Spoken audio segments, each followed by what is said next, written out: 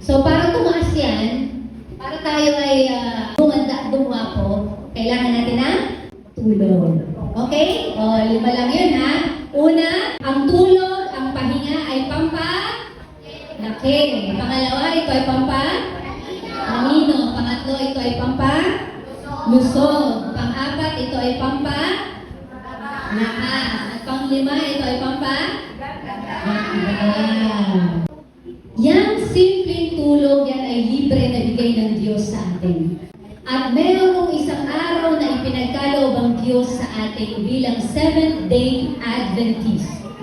According to Exodus 28-11, ang pahinga na napaka-importante sa mga anak ng Diyos ay ang araw na Sabbath.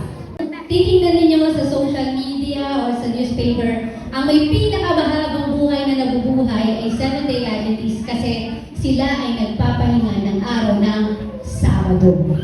Hindi sila buong linggong nagtatrabaho. Pinagkalooban tayo ng Diyos ng isang araw para magpahinga kasama niya.